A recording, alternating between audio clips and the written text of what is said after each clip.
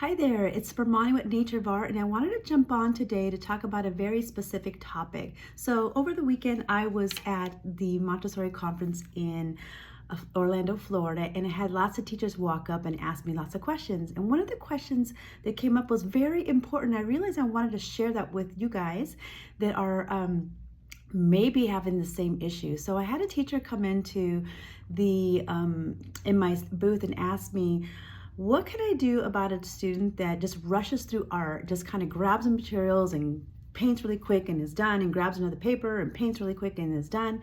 And I thought for a second, I realized I have seen students like that before. I've actually watched that in my own home when my kids were younger, and I actually saw that with my friends' kids when their parents would kind of just put some paper out and some crayons and some drawing materials and say, keep busy. And what I realize is those children that are rushing through art lessons like that have not been actually taught key lessons, because when a child grabs paper like that, they have no plan and they have no intention. They have no idea of anything they should be working on. They're just excited because the materials are colorful and they're fun and they're just racing through it.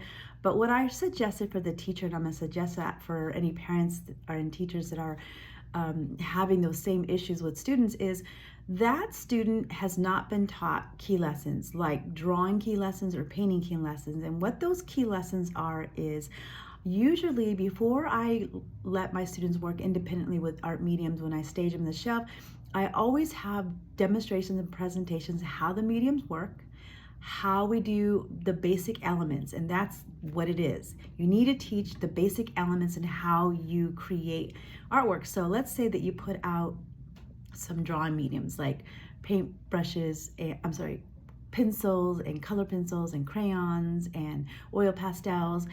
Naturally, kids are excited to experiment and explore and see how those work, but they actually don't understand that we can create elements with that, like lines and different types of lines. And so what you want to do is you want to do a demonstration presenting what the medium is, how it works, and actually show students how to use it.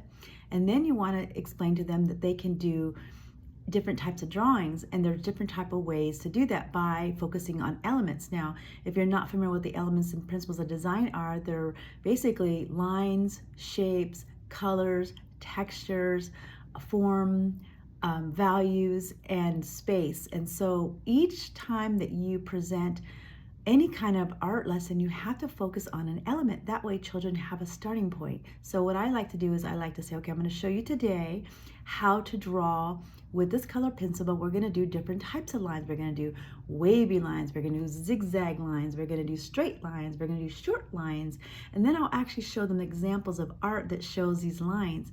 And once a student understands that, then I'll say, okay, that's what you're going to practice. So when you come into the shelf and you grab a piece of paper and you grab the materials, I want you to practice those key lessons. And that's the problem there, is that the student has no idea what to do. But once you start giving key lessons regularly, they start to understand, oh, if I want to draw a sun, I'm going to use a curved line and I'm going to do straight lines. And they start making the connections.